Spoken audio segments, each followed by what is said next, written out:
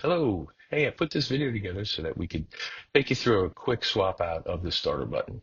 The starter button in the Performance and the Sport come in black, and in Nismo come in red. You can go to places like Z1 or your Nissan dealer to get a red button that comes in a Nismo, and I just wanted to take you through a simple swap out.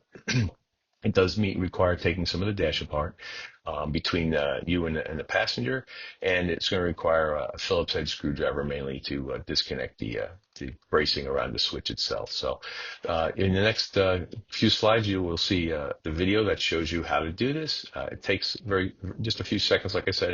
You don't see everything that I'm doing, but it's pretty straightforward for you. If you have any questions, please comment for me. Okay, folks, here we go. I'm going to make a swap out of the ignition starter button on the Nissan Z. What I'm going to do here is I've got a accented red one that goes in the Nismo. I'm going to change out the black to the red, as you can see. So the first thing you need to do is simply just pull up center console. Just by lifting it, comes right up. Set that aside. Do the same thing here. Lift this up. It comes right up pretty quickly. And what you'll need to do is pretty much just get this thing turned up and over so that we can get to this bottom switch over here. And the easiest way to do, once we get to that switch on this side, we can disconnect it. There's a little pin in there that we have to disconnect and reach at. So what we'll do is we'll reach at this pin and get this thing disconnected. Do that in a second here. Okay, so sorry, I had to get a tool real quick. I forgot to bring the tools over. So on this starter button, there's a little tab to push the tab in, and then we can slide the cable, as you can see right here, off. We can do the same on the other side if we want to. I don't think there's going to be a need to, because I can get to the screws I need to here. So I'm going to go get a quick screwdriver here and take those off. And then once I get those off, we can swap out the starter button. Okay, now that we got the Phillips head screwdriver, you can just unscrew this.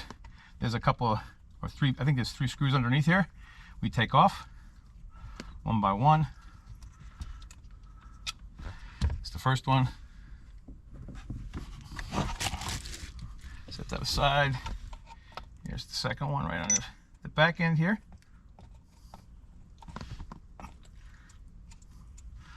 Up top. Here we go.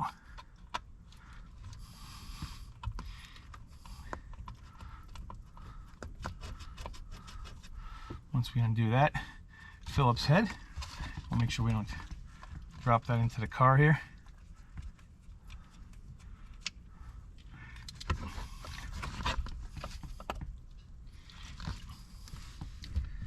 We're going to take the last one off that's inside here, and the whole unit the whole little holder for this should come right out.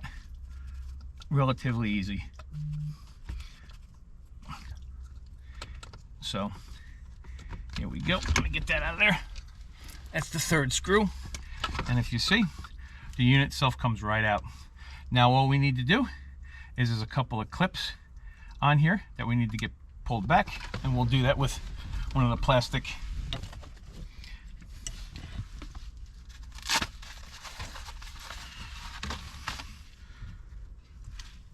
clip spreaders that we've got. I got a small black one here. Need to do is just basically, there's a couple of points here that we need to pry open a little bit. So if we can get those out, let's see if we can get this one without creating too much consternation here. Get this one off here a little more. Do the same thing on each side.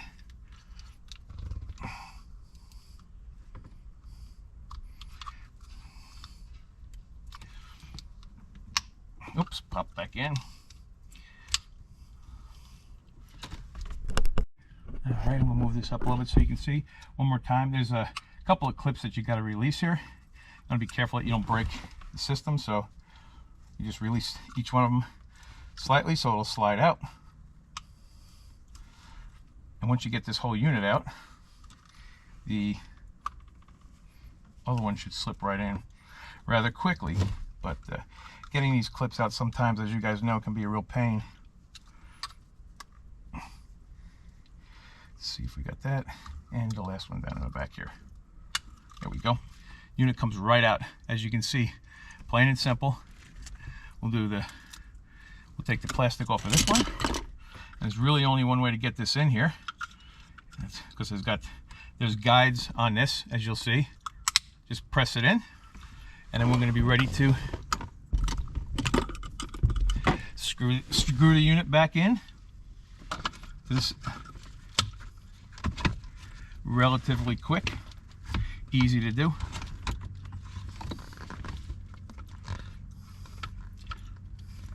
You get the small Phillips head here that I had, so we can do this quickly. There it is. The Phillips screw goes into the inner hole on the back side of this one. Once we get that lined up and then it's set up, should be able to screw that right in pretty quickly. Once that gets in there,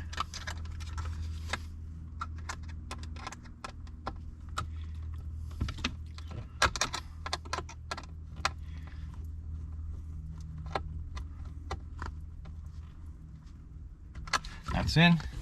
We'll get the two top ones in, which we can actually see a little bit easier. Again, we're trying to do this without taking the whole unit apart, which is what you'd like to do, so that you're not having to take all the cabling and everything off of the system. So we can screw this second one in.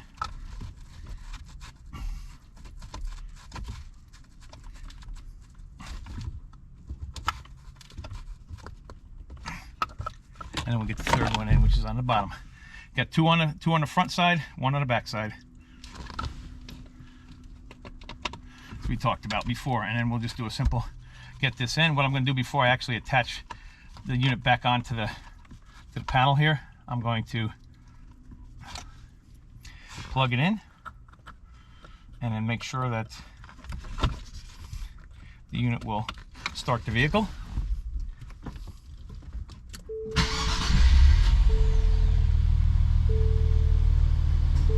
There we go.